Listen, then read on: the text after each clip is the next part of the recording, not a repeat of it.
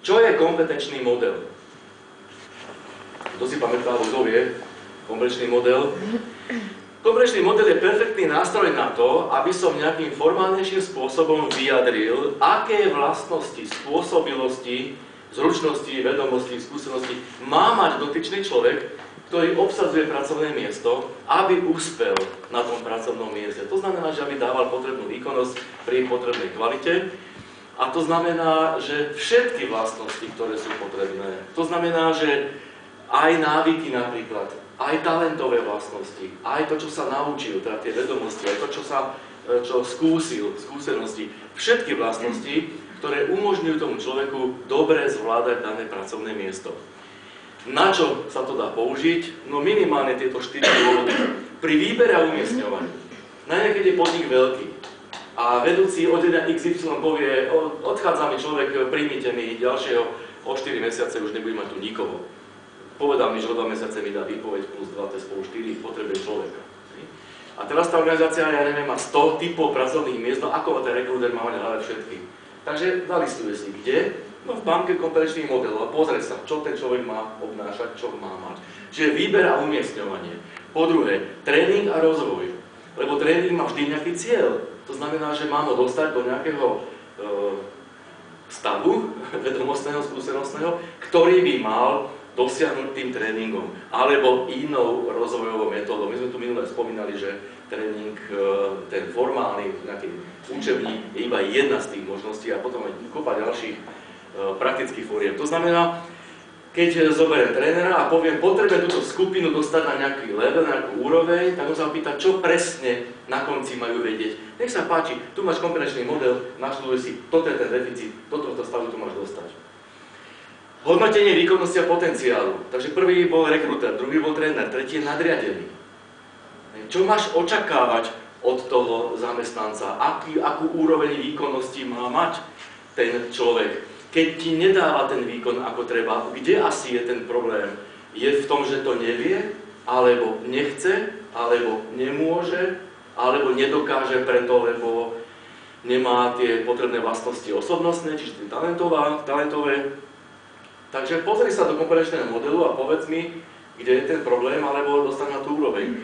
A plánovanie kariéry, to je vlastne pre žiadusek, ale aj s nadriadením, že tento človek má takéto vlastnosti, ktorými presahuje kompetenčný model súčasného miesta.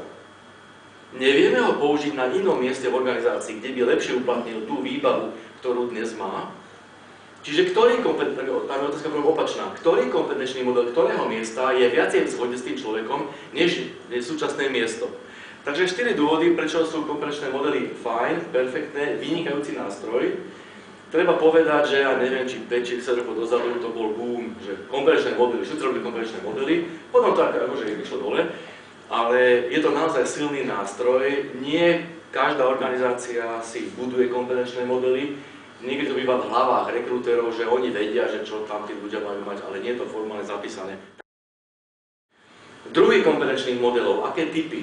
Poprvé, podnikový kompetenčný model, ktorý býva toho charakteru, že v tomto podniku nech pracujú iba takíto ľudia. Čiže niečo veľmi univerzálneho, v veľmi hrubej optike, lebo nie pre každé pracovné miesto, ale že budeme brať iba takýchto ľudí. Iné typy nie, pretože by nám to tu zavádzalo.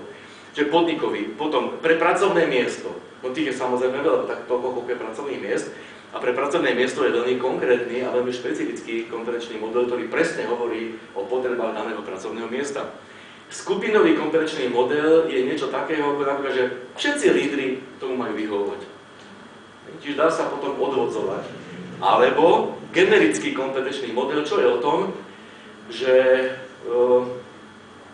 pri tvorbe nového pracovného miesta a pri tvorbe nového kompetenčného modelu zoberiem tento generický, taký nejaký vyšší, univerzálnejší, širšie poňatý, s tým, že z neho odvodím pre dané pracovné miesto, povedzme nové pracovné miesto, kompetenčný model tým, že niečo vynechám, niečo doplním, niečo zmodifikujem. Čiže vlastne to je muštra v podstate, ten generický. Za každým človekom, ktorého tam má pozíciou, je popis pracovnej pozície. Ja sa chcem spýtať, či je to niečo, z čoho vychádza ten model, alebo tento model určuje popis. Opačne. Cieľom je, aby pracovné miesto fungovalo. Tak. A otázka je, aký človek má byť na tom mieste, aby na tom mieste fungovalo. Čiže primárne je, čo má robiť. A sekundárne je, aký má byť, aby to vedel robiť.